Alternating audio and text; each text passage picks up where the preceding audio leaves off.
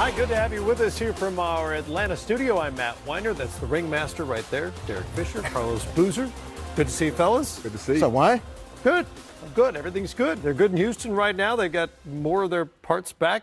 Yeah. You know, as a coach, it's good when you have your best players on the floor, right? Yes, that helps. A good formula to have. That helps. That makes you a much better coach. Mike D'Antoni is feeling like a little better coach tonight because Chris Paul returned. He missed 17 games with that hamstring injury, and you may have heard James Harden kind of went nuts during that period, averaging just under 44 a game, not to mention the 8 assists a game, and his usage percentage, an unheard of 43.7, slightly more than his points per game average. But that's all in the past. With Chris Paul back, by the way, they went 12-5 in those games without him.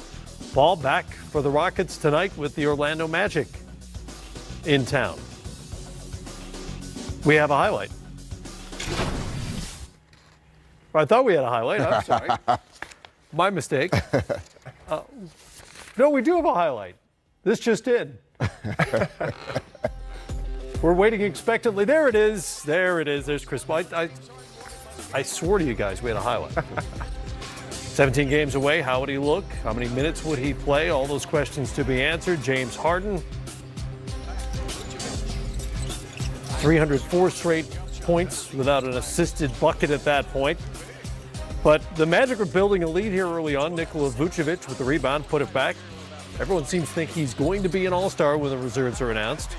Harden to Kenneth Faried. It's fit in nicely with this Rockets team. 26 in the first half for the bearded one. Second quarter, DJ Augustine. And Orlando up by 8 at the half. We'll hear Mike D'Antoni talk about the adjustment with Paul back out there in just a moment. Fourth quarter now. Jerry Grant to Aaron Gordon. 23 and 10 for Gordon. Orlando still up by 8. Paul. 12 points on the night. Also had 5 rebounds and 6 assists. Finished a -2 for what that's worth. Off the miss here. Rockets on the run. It's P.J. Tucker with the finish. And the Rockets have their first lead of the night at 93-92. Late, you know who's getting the ball.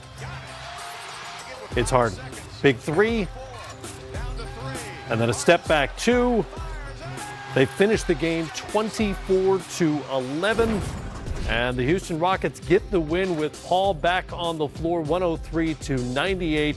Harden extends his 30-point streak to 23 straight games as they record their 3rd straight win. Afterward, Mike D'Antoni talked about a little bit of a natural let-up because Paul was on the floor again.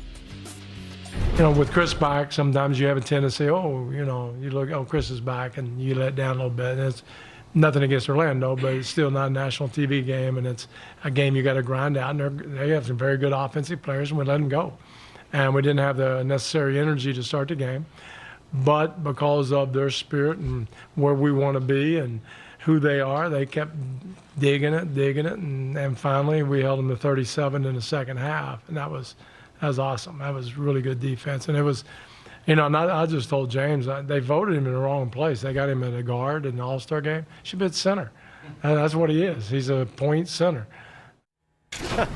I don't know about that. I'm not exactly sure what Coach D'Antoni's talking about there. Point center, but Harden goes for 40, which means his January average is coming down. Just a little. Which is crazy, right? Which is crazy. It is crazy. What's it going to mean to have Chris Paul out there with him now? Everyone talked about the usage rate, which we showed you guys know that number is just absurd, ridiculous. And you would think unsustainable for an entire season.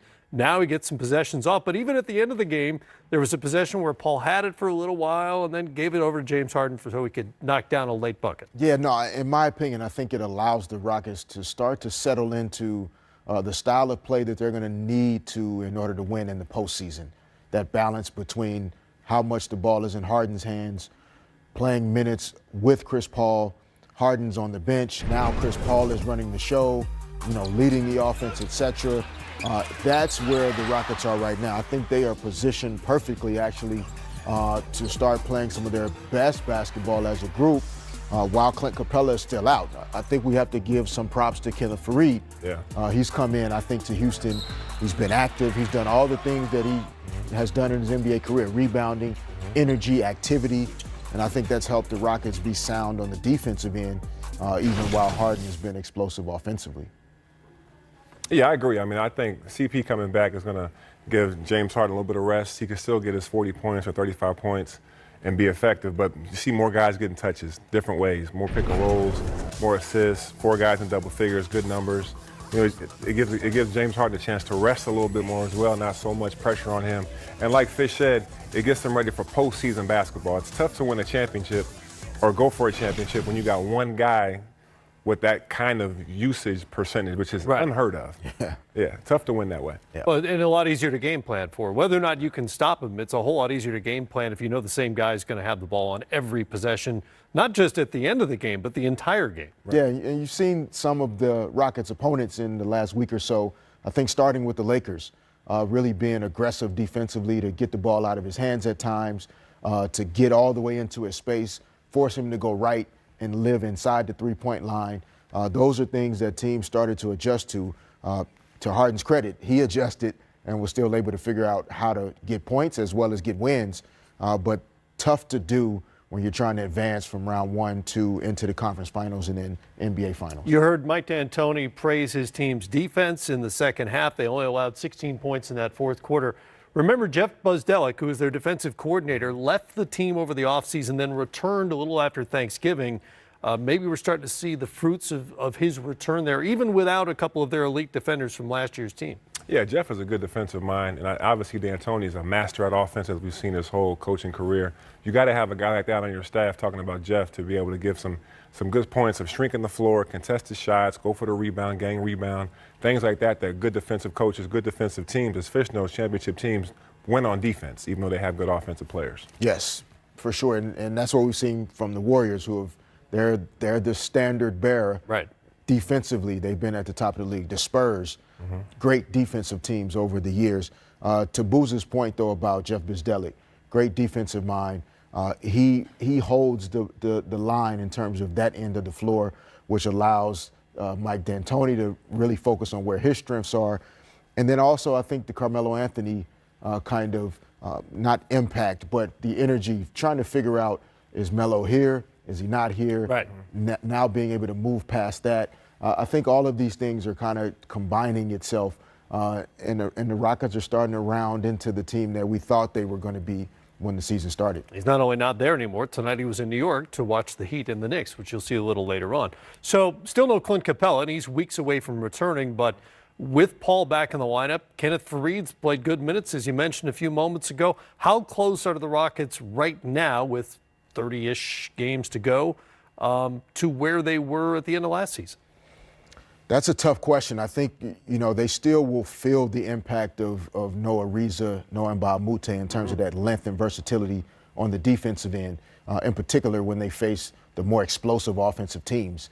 If the Lakers get into the postseason, there's less guys that you can throw at LeBron James if you see the Warriors at any point. But I do think guys like Austin Rivers, he competes with an edge when he's on the floor. I think he's been good for them since he's been in Houston. Eric Gordon, who's had some injuries, he still had some great moments.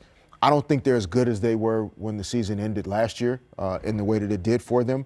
But I think they're starting to scare people again in terms of at least being a team that should be in the conversation to try and contend with the Warriors when they're at full strength. Capella's back, Chris Paul is back, everyone is there. I think we see the Rockets being able to have a chance to win. But you have to judge them the same way because they very seldom have had all their parts so far this season. That's very true. But speaking of Houston, though, with Capella coming back, and now you got Faried, there's no letdown, really. I mean, obviously, Capella might be a better shot blocker at times, but Faried can block shots as well. As Fish said earlier, his rebounding, his athleticism, his energy, his force. He goes to the hoop with abandon, trying to dunk everything, plays above the rim. He's not going to do nothing crazy out there that you're not going to see anybody else do, but he can go to the basket, go for dunks, go for rebounds, bring energy, play good defense, and then you put Capella back in there. So the minutes that he's out there, he's not going to hurt you. And one of the key things you need, too, real quick, is you need a guy that is truly appreciative of the opportunity to be where he is. Great point. On a team that has a chance to win. Right. And Faried, that new energy and new blood and desire happy to be back on the court in the league playing for a good team. That also gives you that daily boost in those 10:30, 11 o'clock practices. Sure. You need a guy that's kind of pushing everybody to get better and work hard. He was kind of sitting and rotting in Brooklyn as they went with youth, obviously, for good reason with the Brooklyn Nets. Well, you can watch for yourself when the Rockets host the Pelicans Tuesday night on a players-only night on TNT. That's right, it's back. Pels and the Rockets. Then you'll see the Sixers out west to take on the Lakers. Maybe LeBron that night. He's close. Coverage starts at 7 Eastern time right here on NBA TV with GameTime. Kawhi Leonard, 4 straight games with 30 or more, has 30 or more in 6 of his last 7. Has a long way to go to catch that guy who's had 30 or more in 23 straight games, averaging 40 in January. He's been incredible, man. Not just his scoring ability, but he's also been a distributor out there, too. He's also sometimes out there getting a triple-double. He had a 50-point triple-double against the Lakers. So he's impacting the game more than just scoring. He's doing a great job of really setting his guys up also. Your reigning MVP looking to go back-to-back on that award. Here's Mike D'Antoni following the Rockets' win tonight. Mike, what do you think of Chris in his first game back? I mean, I think second half was better than the first half, but he had a spurt there where he's Chris Paul, and that'll lengthen itself out as he gets more legs under him and all that, but I thought it was very good. You guys have this stretch now where all the close games almost you've won lately for about 3 weeks. Is there something? Oh, thanks, John. He's a good What's coach. that? You say good coaching. Is that what you're saying? I'm asking. Oh, I thought you were playing. I was just trying to read between the lines. I didn't know for sure. I'll just go with good coaching. Stop right there. Oh, go ahead, that's question. Is there something that you guys are better, or is it just James is on this roll? Well, I mean, I think we're always pretty good because you have James, and then we had Chris before, and we have Guy and Eric, and they make foul shots, they make big shots, they can drive, they can, so we should be good. And when we're not, then we need to look at ourselves a little bit and see what's wrong. But no, I feel very comfortable, especially when Chris gets back in there. He's going to, he makes a difference. Takes a load off James, and they can kind of switch on and off and hit big shots and different things. So. I feel like your defense is coming back together these past 2 years. Well, it came back last 3 quarters. The first quarter it just went away, but with Chris back, sometimes you have a tendency, you look, Chris is back, and you let down a little bit. And it's nothing against Orlando, but it's still not a national TV game, and it's a game you got to grind out. And they have some very good offensive players, and we let them go. And we didn't have the necessary energy to start the game. But because of their spirit and where we want to be and who they are, they kept digging it, and finally we held them to 37 in the second half, and that was awesome. That was really good defense, and it was, I just told James they voted him in the wrong place. They got him at a guard in the All-Star game. Should be at center, and that's what he is. He's a point center, and he's his defense in the post, and then right behind him is Eric. Eric's defense in the post is really good. So we just have a unique ability to be able to do things when we're firing up. When we're going. If we don't have the energy, we struggle because we're little, and if you're little and without energy, you're in trouble. Kyle Kuzma, JaVale McGee both out tonight for the Lakers as they face the Phoenix Suns. Of course, LeBron James has missed the last 15 games, and Rajon Rondo has missed 34 games this season. Here's Luke Walton ahead of tonight's matchup. Kuzma and LeBron, they'll play when they can. They're not. They're not out with things. I mean, Kuz tried to play through this last game, and we saw he just couldn't get the job done. So instead of having him limp around out there, let's get him healthy enough to where he can help our team win. And we have other guys that are going to get more opportunities now, and they need to step up. And we believe that they will. But it's there's certain things you can play through, and there's certain things you can't. And if you try to play through things that you shouldn't be, you're more likely to get hurt, and more likely the team doesn't get a win anyway. With that, let's welcome in Tanya Ganguly of the Los Angeles Times. Tanya, great to have you. Look, LeBron won't play tonight, but he went through contact drills on Saturday. Is there an expectation on when he'll return? Not yet. We're still kind of waiting to see how he does through those contact drills. Saturday was the first time Luke Walton actually saw him doing contact. It was the first time he did it with the Lakers. So I think at this point it's just a matter of, with groin injuries, you have to be careful. You have to see how it reacts to every step of the way, and the Lakers are going through that process right now. So no Lonzo Ball, also Kyle Kuzma out tonight, no JaVale McGee. But to Kuzma, how serious is this hip injury that has him out tonight? Kyle Kuzma's been dealing with this for a little over a week now, and he's a guy that, Kobe Bryant is his idol. He's a guy that wants to play through everything. So he was playing through it, and I think in their last game they just reached a point where everyone could see that it was affecting him too much. Luke Walton told him during the weekend that if you're moving like you did on Thursday, I don't want you out there. So they came to that decision that it's only going to hurt him to be out there. I think it's serious in terms of that because the Lakers have been missing so many guys, and this injury situation just keeps snowballing for them. But Kuzma should be better as he gets a few days off. Yeah, the Lakers 5-10 without LeBron. Is there a sense of disappointment in the way that this young core has performed in LeBron's absence? I think that there's understanding because it's not just been LeBron. They've been missing Rajon Rondo, then they lost Lonzo Ball right when Rondo was coming back. So the injury situation has just been really tough for everyone to go through. I think Luke Walton, I asked him today, how do you address this so that your young players don't give in to the frustration you can feel?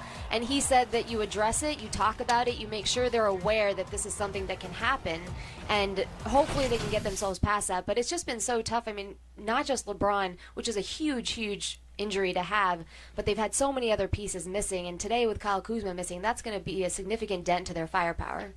Certainly, it'll be interesting to see how the Lakers play tonight, and everyone's awaiting LeBron James' return. Tanya Ganguly from the LA Times, appreciate your time. Thank you. No problem.